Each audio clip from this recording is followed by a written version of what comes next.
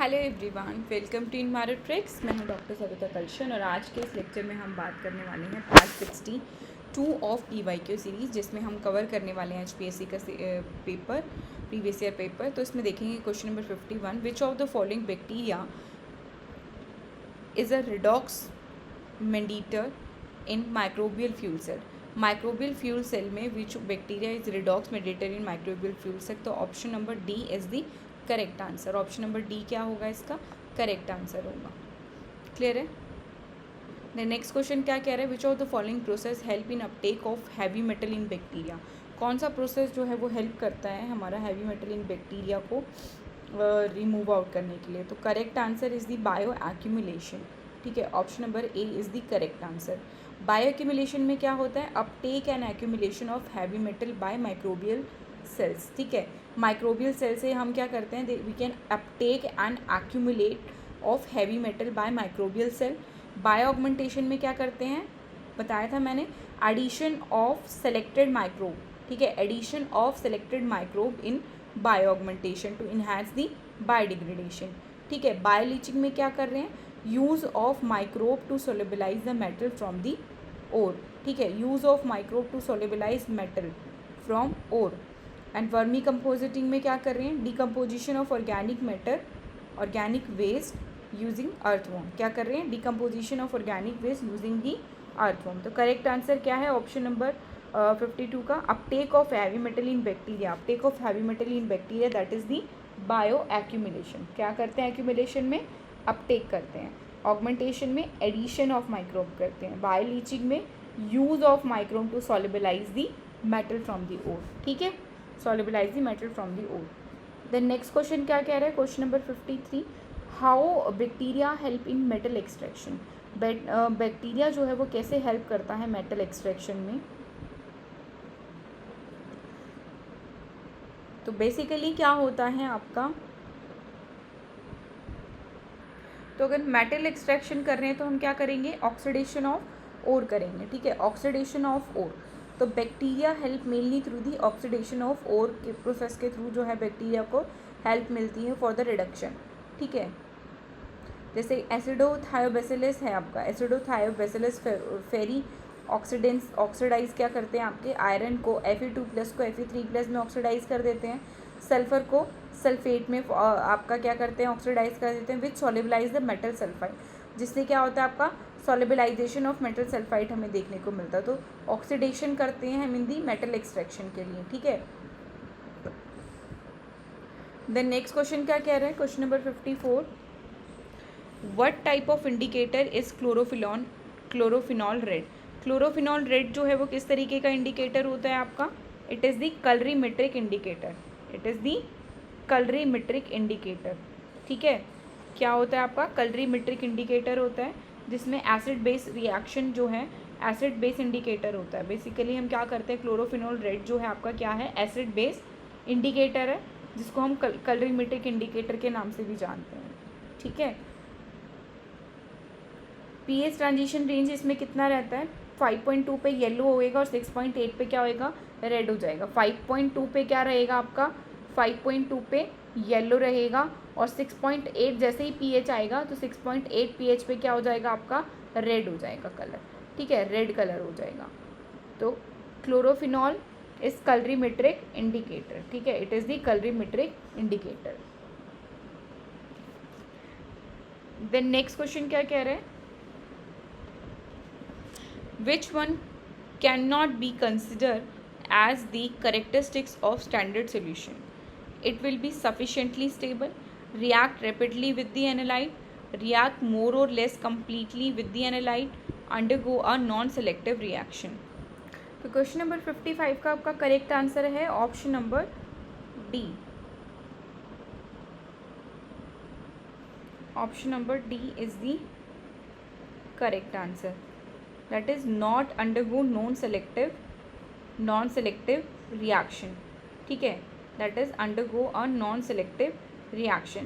Basically क्या होता है आपका, they can't be considered in the characteristic of standard solution. standard solution क्या होगा आपका, sufficiently stable रहेगा।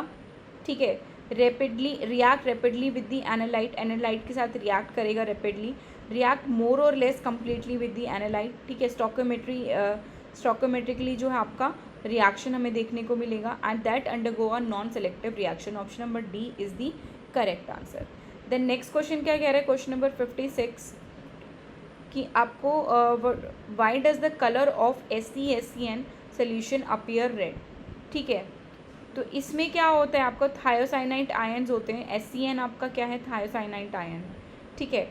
Iron react with thiocyanide ion and form the complex that is, ये क्या है आपका, जब आयरन है, आयरन रिएक्ट कर रहा है किससे, थायोसाइनाइड आयन से, और एक कॉम्प्लेक्स बना देते हैं, ठीक है। ये जो कॉम्प्लेक्स बनता है, that complex solution appears red, ठीक है, ये रेड होता है, रेड इन कलर होता है, because the complex absorb the light in the blue green reason.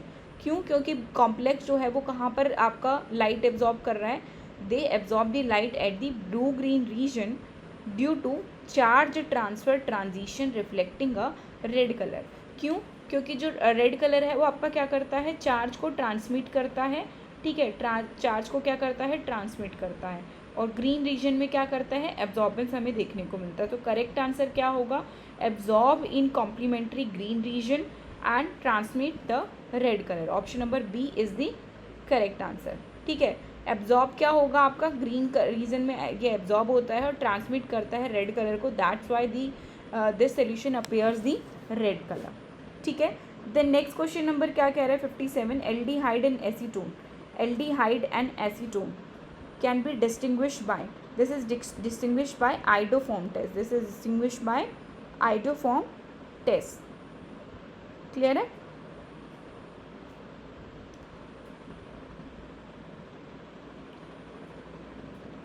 May be थोड़ा बहुत अगर आपको याद हो, जो आपने 11th-12th में केमिस्ट्री पढ़ी थी कि टॉलेंट टेस्ट को हम CNP टेस्ट भी कहते हैं, जिसमें हम क्या करते हैं, डिटेक्ट करते हैं एल्डिहाइड को। तो टॉलेंट टेस्ट में हम क्या करते हैं, CNP टेस्ट में एल्डिहाइड्स डिटेक्ट करते हैं, ठीक है।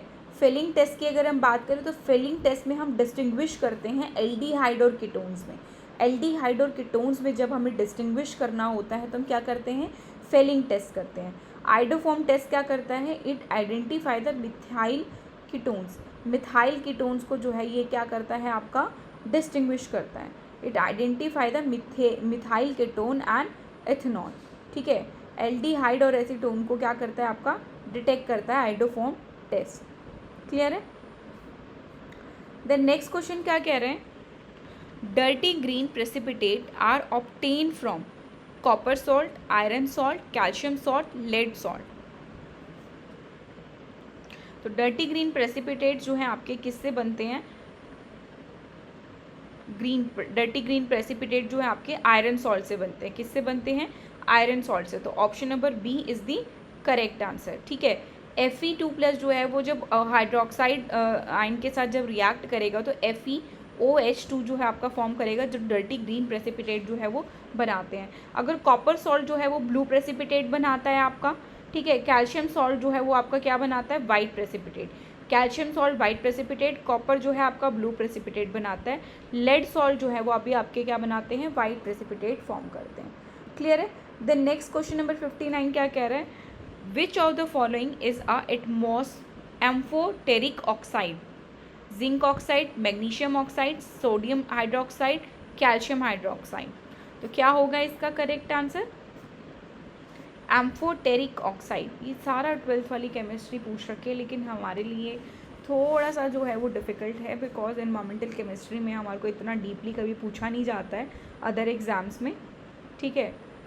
तो इसीलिए थोड़ा सा चैलेंजिंग रहता है आपका HPSC वाला क्वेश्चन पेपर, जस्ट बिकॉज कि इसमें केमिस्ट्री जो है एनवायरमेंटल, जिनका कोर एनवायरमेंटल साइंस सब्जेक्ट है उनके लिए थोड़ा सा डिफरेंट टॉपिक है ये, ठीक है। तो विच of the following is amphoteric oxide. तो एम्फोटेरिक ऑक्साइड जो है वो क्या होते हैं, जिंक ऑक्साइड्स होते हैं आपके, क्या होते हैं, जिंक ऑक्साइड। तो zinc oxide are the amphoteric oxide. Magnesium oxide क्या होते हैं आपके, बेसिक ऑक्साइड्स होते हैं। सोडियम हाइड्रोक्साइड भी आपका बेस होता है, और कैल्शियम हाइड्रोक्साइड भी आपका बेस होता है। These are not the oxide, ठीक है। तो जिंक ऑक्साइड जो है आपके क्या होते हैं, एम्फोटेरिक ऑक्साइड्स होते हैं। क्या होते हैं, amphoteric oxide. They can react with both acid और बेस। एम्फोटेरिक ऑक्साइड की क्या इनकी प्रॉपर्टी क्या होती है, ये रिएक्ट कर सकते हैं एसिड के साथ भी और बेस के साथ भी। क्लियर है? Which equation is use to calculate the pH of buffer solution. तो कौन सा पीएच ऑफ बफर सोल्यूशन के लिए हम क्या यूज़ करते हैं, कौन सा इक्वेशन यूज़ करते हैं? That is the Henderson and Hasselbalch equation. ठीक है, हेंडरसन हेज़लबैच इक्वेशन जो हम यूज़ करते हैं, जिसमें आपने शायद फॉर्मूला पढ़ा होगा कि P H is equals to P K A plus log A upon में एच। ठीक है, तो और करेक्ट आंसर क्या है? Option number A is the correct answer. So the correct answer is option number B, Dumas method. Dumas method में क्या होता है? That is based upon the principle the combustion of organic sample. जो आपका organic sample होता है, combustion of organic sample in the presence of copper 2। ठीक है, in the presence of copper 2 oxide in a carbon tube. Carbon tube में हम क्या करते हैं? ऑक्सीडेशन हमें देखने को मिलता है।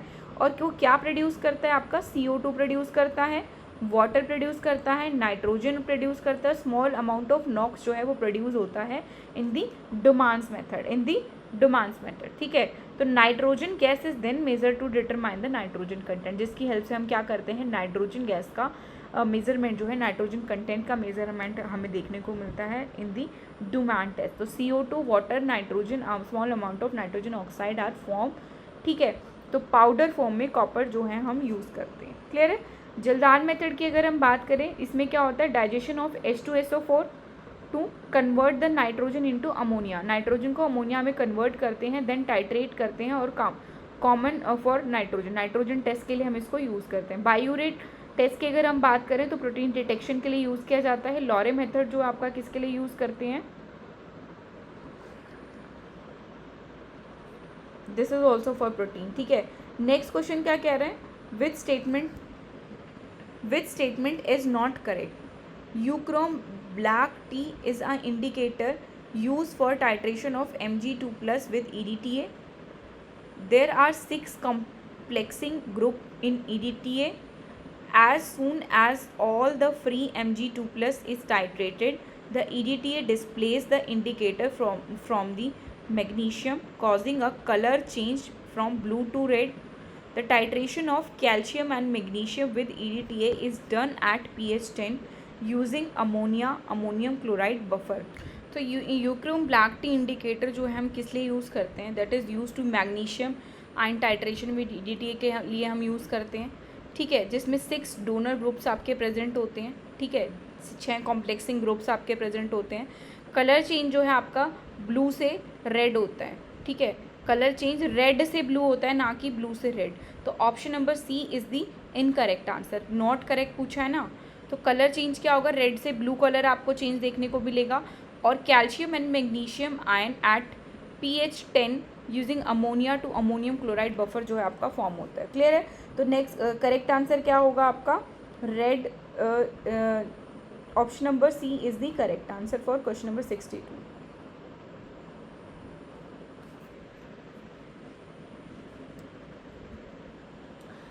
तो नेक्स्ट क्वेश्चन क्या है? क्वेश्चन नंबर 63 आपको कह रहा है कि एलिमेंट्स दे रखे हैं, परसेंटेज ऑफ कंपोजिशन जो है आपको बतानी है। ये क्वेश्चन जो है रिसेंटली अभी मैंने थ्योरी लेक्चर जो है इन्वायरमेंटल जियोलॉजी पे मैंने जो आपका कवर कराया है। तो ये क्वेश्चन मैंने आपको बताया था कि अगर पूछा है कि अर्थ मेंटल में आपसे पूछा गया तो सबसे ज़्यादा कंसनट्रेशन किसकी रहेगी? ऑक्सीजन की। ठीक है, देन ऑक्सीजन के बाद आपका क्या आएगा? सिलिका। ठीक है, ऑक्सीजन के बाद आपका कंसंट्रेशन रहती है सबसे ज़्यादा मैक्सिमम, वो किसकी रहती है? मेंटल में किसकी कंसंट्रेशन ज़्यादा रहेगी? ठीक है, सबसे ज़्यादा 44.8 that is the oxygen. Then second number पे आपका क्या रह रहा है? आपका सेकेंड नंबर पे क्या रह रहा है आपका? 2 का सी 21.5। ठीक है, 3 का B 22.8 magnesium and then iron. ठीक है, देन आयरन 4 का D 5.8। Option number A is the correct answer. Oxygen का concentration 44.8%, then silicon 21.5%, magnesium is 5.8%.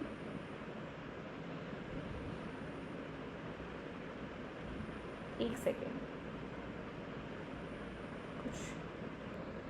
तो अर्थ मेंटल की बात कर रहे हैं, ठीक है, अर्थ मेंटल की बात कर रहे हैं. तो सबसे मैंने बताया था कि silicate mineral rich in magnesium and iron.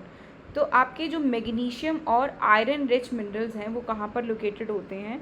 Mostly located at silicate mineral rich in magnesium and iron, they are located at the earth mantle. ठीक है, आयरन और तो ऑक्सीजन का कंसनट्रेशन सबसे ज़्यादा रहता है 44 से लेके आपका 45% तक. मैग्नीशियम दैट इज़ 22 से लेकर 23% तक आपका रहेगा. सिलिकॉन का कंसनट्रेशन जो है 21 to 22% रहता है. आयरन जो है वो 6 to 7% या फिर 5.8% जो हमें देखने को मिलता है. तो option number A is the correct answer. Clear है? देन नेक्स्ट क्वेश्चन क्या कह रहा है? Question number which of the following mention bacteria is not serve as a catalyst in oxidation of Fe2 से Fe3 की फॉर्म में जो है वो कन्वर्ट कर रहा है. तो कौन सा bacteria it is not catalyst oxidation, ठीक है, कौन सा जो है वो यूज़ नहीं कर रहे हैं? तो option number D is the correct answer, that is not catalyse the iron oxidation. ठीक है,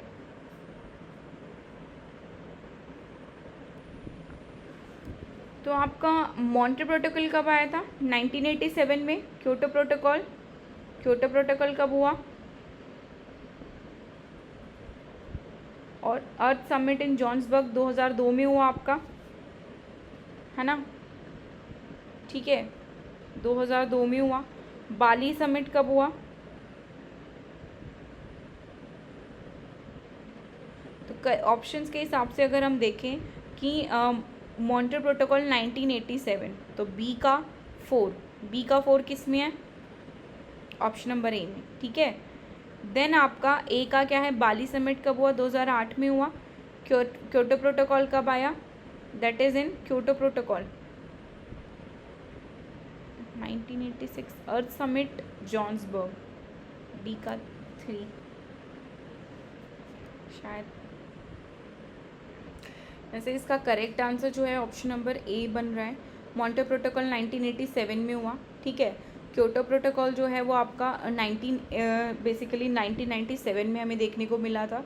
यहाँ पे 1986 आई डोंट नो कि आंसर क्यों है. 2008 में हमें बाली समिट देखने को मिला.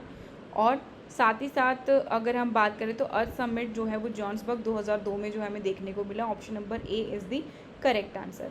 देन नेक्स्ट क्वेश्चन क्या कह रहा है? Question number 66. Aerosol of natural origin with diameter less than 0.2 micro are called soot particle, Atkin particle, secondary organic aerosol और Lewis particle. क्या बोलेंगे उसे? तो करेक्ट आंसर क्या है इसका? Option number C is the correct answer. The natural origin and diameter less than 0.2 micro, we call it as natural origin रहेगा. तो 0.2 माइक्रोमीटर का लेस देन का जो साइज़ है, ठीक है, तो वो आपके क्या होंगे? Secondary organic aerosol. उनको क्या कहेंगे? सेकेंडरी ऑर्गेनिक एरोसोल जो है हम उनको कहेंगे. सूट पार्टिकल्स की अगर हम बात करें तो सूट पार्टिकल जो कंबंशन की वजह से आपका कॉज होता है, तो इसका साइज़ जो है वो वेरी करता है, डायमीटर. लुइस पार्टिकल्स की अगर हम बात करें तो विंड ब्लो डस्ट जो है वो आपका लुइस पार्टिकल्स होते हैं, जिसका साइज़ जो है ग्रेटर देन 0.2 माइक्रोमीटर जो हमें देखने को मिलता है. क्लियर है? तो option number C is the correct answer. Next question क्या कह रहा है? Which one is the essential amino acid? Alanine, arginine, lysine और proline. Which one is the correct answer? Essential amino acid. तो एसेंशियल अमाइनो एसिड्स की अगर हम बात करें तो लाइसिन इज़ दी और एसेंशियल अमाइनो एसिड. तो option number C is the correct answer. Alanine की बात करें तो आपका नॉन एसेंशियल है. आर्जिनिन भी जो है आपका नॉन एसेंशियल है, कंडीशनली एसेंशियल होता है ये. और प्रोलीन जो है वो भी आपका क्या है? नॉन एसेंशियल अमाइनो एसिड है. ठीक है, क्वेश्चन नंबर 68 क्या कह रहा है? Which type of protein molecule not have the function of building different structure like cytoskeleton? Actin, tubulin, keratin, glycogen. तो they are talking about the protein molecule not have the function of building different structure in cytoskeleton. तो glycogen is not consider in the not a protein, it is the polysaccharide use for energy storage. तो glycogen का use किस लिए होता है? Energy storage के लिए होता है. लेकिन स्ट्रक्चरल प्रोटीन की अगर हम बात करें तो उसमें आपका आता है एक्टिन, ट्यूबुलिन और कैरेटिन. ठीक है, actin, tubulin and keratin these are the structural protein. Glycogen is the energy storage protein. Clear है? Then next question क्या कह रहा है? Question number 69. Journal antidote for arsenic poisoning is. क्या होता है आपका journal antidote for arsenic poisoning? तो आपका बेसिकली क्या होता है journal antidote? That is the डाइमरकैप्रोल जो है वो आपका बेसिकली आर्सेनिक पॉइजनिंग के लिए एंटीडोट होता है. Option number B is the correct answer. Then question number 70 क्या कह रहा है? Which statement is correct? So the correct answer is option number C is the correct answer. Fabry disease is the lysosomal storage disorder caused by the deficiency of alpha glycosidase A, leading to accumulation of leading to formation of fatty acid lipids. ठीक है, breakdown of fat. तो option number A is the correct answer. Question number 71.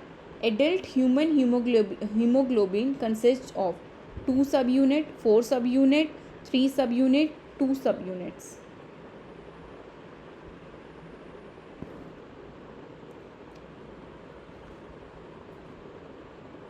तो adult human haemoglobin में जो है वो आपका tetramers देखने को मिलते हैं. 4 सब यूनिट्स होती हैं, 2 अल्फा की और 2 बीटा की. तो option number B is the correct answer. Clear है? नेक्स्ट क्वेश्चन क्या कह रहा है? The body protein which bind the fraction of cadmium in ingestion into our body is called methylthionine, rhodospirine, protamines and ferritin. So the correct answer is option number A, malethionine, that bind the heavy metal like cadmium, mercury and lead.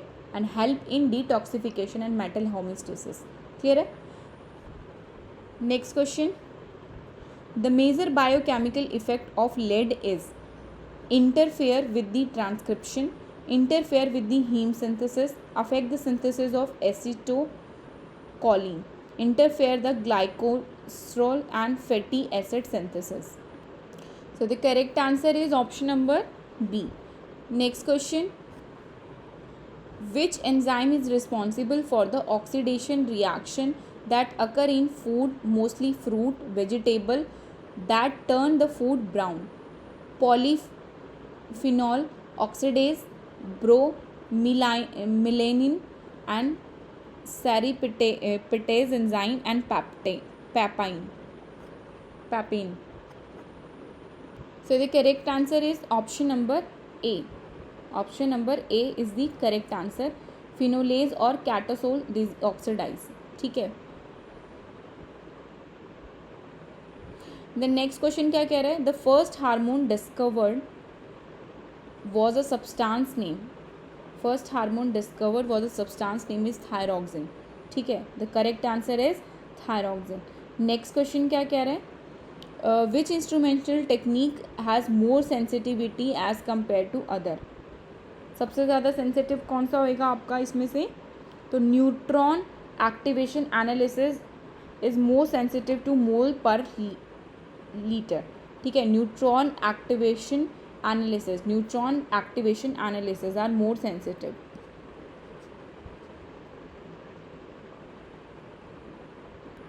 Which of the following is mainly used for analysis of particulate matter in the atmosphere? FTIR, X-ray fluorescence, SDS phase and chemiluminescence. तो X-ray fluorescence, ठीक है. FTIR हम किसके लिए use कर रहे हैं? Identify the functional group. ठीक है, use to identify the functional group. SDS phase जो है हम प्रोटीन सेपरेशन के लिए यूज़ कर रहे हैं. chemiluminescence जो है that is not use for particulate matter quantification, ठीक है। और लास्ट जो है आपका क्या बचा, एक्सरे फ्लोरोसेंस। तो एलिमेंटल कंपोजिशन के लिए हम क्या करते हैं, use to determine the elemental composition of aerosol and particulate matter. XRF का हम कहाँ यूज़ करते हैं, use to determine analysis the particulate matter in atmosphere, ठीक है, X ray fluorescence. So option number B is the correct answer, ठीक है। केमिल्यूमिनेसेंस जो है हम किसके लिए, एनो के डिटेक्शन के लिए हम यूज़ करते हैं, ठीक है, ओजोन और एनो के। देन नेक्स्ट क्वेश्चन क्या कह रहे हैं, which gas is not used as a carrier gas in gas chromatography, argon, helium, nitrogen, neon. Which gas is not used as a carrier in gas chromatography, so that is the oxygen.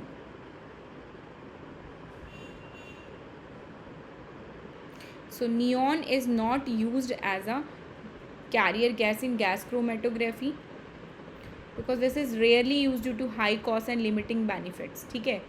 और argon की अगर हम बात करें, they are heavier use in some detector, they और nitrogen is widely use, ठीक है। तो correct answer is option number D is the correct answer. Next question क्या कह रहे हैं, which type of detector is more suitable for determining organic components using gas chromatography, flame ionization detector, thermal conductivity detector, fluorescence detector, D ultra violet detector. So the correct answer is flame ionization detector, ठीक है। Which type of detector is more suitable to determining the organic compound using the gas chromatography, that is the flame ionization detector, clear है। Flame ionization detector, thermal conductivity detector are universal and less sensitive detector, all gases को detect करने के लिए हम use करते हैं। Fluorescence detector की अगर हम बात करें, that is use for specific fluorescent compound के लिए हम यूज़ करते हैं। डी अल्ट्रा वायलेट डिटेक्टर की अगर हम बात करें, अल्ट्रा वायलेट डिटेक्टर की, that is use to determine the specific compound. ये आपका जो है बेसिकली हरियाणा जीके जो है वो पूछ रखा है। In which district of Haryana crocodile breeding centre, ये मैंने अभी रिसेंटली एक शॉर्ट वीडियो बनाया था, तब मैंने आपको भी बताया कि हरियाणा में क्रोकोडाइल ब्रीडिंग सेंटर कहाँ locate, so which is situated at Kurukshetra, ठीक है। कहाँ पर लोकेटेड है, कुरुक्षेत्र में आपके लोकेटेड है। नेक्स्ट अगर बात करें, विच of the following is the largest wild life sanctuary in term of area in Haryana. So the option number A, Kalesar Wildlife Sanctuary in Yamunanagar is having the largest, it is the largest wildlife sanctuary in term of area in Haryana, ठीक है। Then इससे related और question,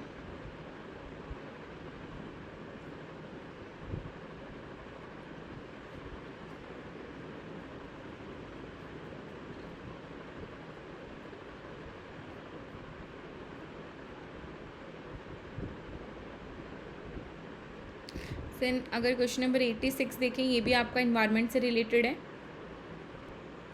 so the concept of life, that is life style for environment was introduce at the world leader summit and Glasgow COP25।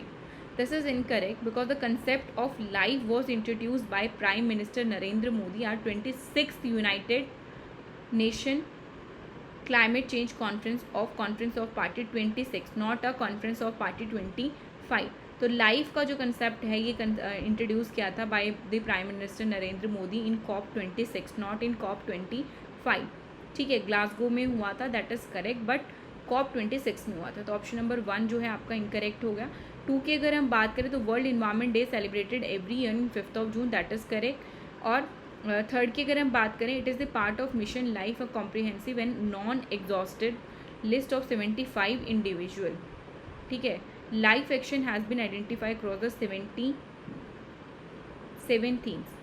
That is correct. As a part of Mission Life, a comprehensive and non-exhaustive list of 75 individual life action has been identified across 7 themes. Save energy, save water, reduce waste, reduce e-waste, reduce single-use plastic, adopt sustainable food system, and adopt healthy lifestyle. These are the 7 themes, ठीक है। Save energy, save water, reduce waste, reduce e-waste, reduce single-use plastic, and adopt the sustainable food system and adopt the healthy lifestyle. So only 2 and 3 is the correct, ठीक है, only 2 options are correct, तो B is the correct answer. Then next question देखें, the idea of biosphere reserve was initiated by UNESCO in 1973 and 74 under the UNESCO man and biosphere reserve programme. Yes, this is correct. The idea of biosphere reserve जो है वो initiate किया था UNESCO ने 1973 और 74 में, और under the man and biosphere reserve programme के, ठीक है। The man and biosphere reserve programme was launch in 1970 by UNESCO. Yes, this is also correct. Option number 3, there are 12 designated biosphere reserve in India.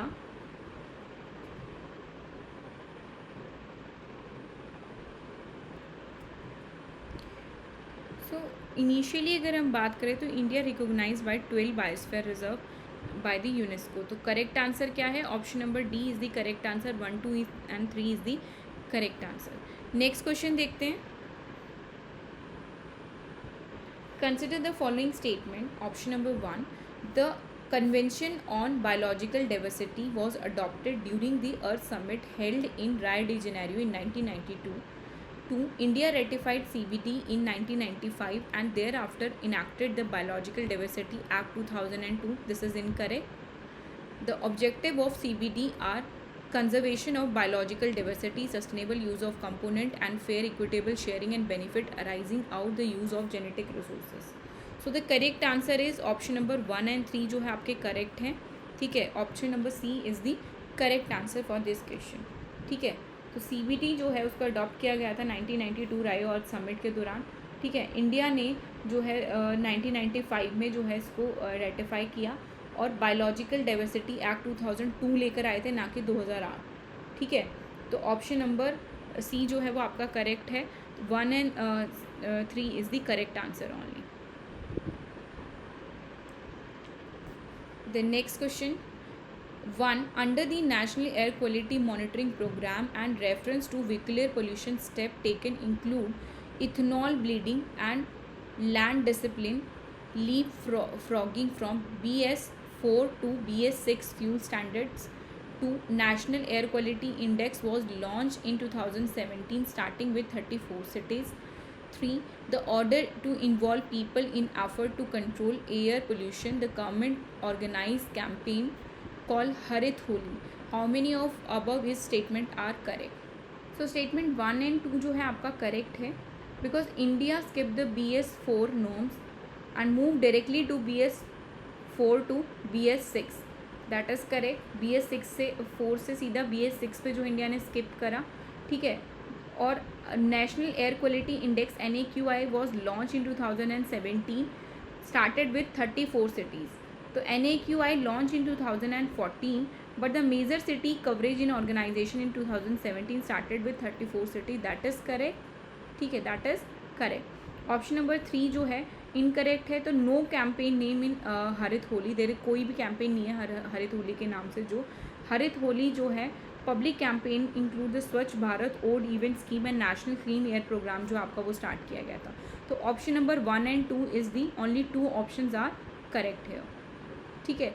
और बाकी जो question statements रह गए हैं तो वो हम नेक्स्ट क्लास में कवर करते हैं, because this is not possible to cover all the questions right now.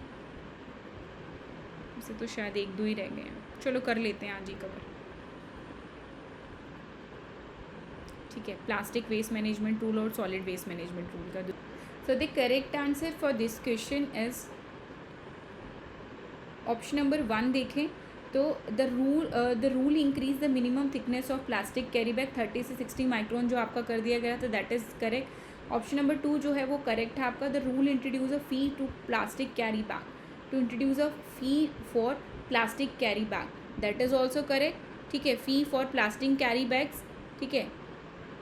Paid a retailer street vendor to provide a carry bag and pre registration change, ठीक है। देन ऑप्शन नंबर 3 अगर हम देखें, option number 3, local authorities are empowered to levy user charges and spot a fine for violation. जो इसको violet करेगा तो EPR responsibility जो है वो इंट्रोड्यूस की गई। तो ऑप्शन नंबर 3 जो है वो भी आपका करेक्ट है। ऑप्शन नंबर 4 जो है वो आपका इनकरेक्ट है, because they promote the gainful use of road construction, energy recovery and other application, not decrease it. Clear है। तो ऑप्शन नंबर 4 जो है वो आपका क्या है, इनकरेक्ट है।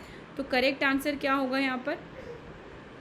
इस क्वेश्चन का करेक्ट आंसर जो है वो आपका क्या है? Option number 1 is the correct answer. तो अगर वीडियो पसंद आए तो प्लीज़ लाइक शेयर सब्सक्राइब करें, मेरे चैनल को फॉलो करें। नेक्स्ट जो है कल मॉर्निंग सेशन में जो है मैं आपका अपलोड करूँगी मैराथन सीरीज़ से रिलेटेड, ठीक है। इसमें जो है बाकी जो कोई 2-4 क्वेश्चन जो भी इसके लेफ़्ट ओवर रह गए, एक तो सॉलिड वेस्ट मैनेजमेंट का रह गया और आपका रिवर एक्शन प्लान वाला रह गया, तो ये 2-3 क्वेश्चन जो भी रह गए हैं तो मैं कल कवर कराने की कोशिश करती हूँ, ठीक है। आज के लिए इतना ही। अगर वीडियो पसंद आए तो प्लीज़ लाइक शेयर सब्सक्राइब करें, मेरे चैनल को फॉलो करें। Thank you so much.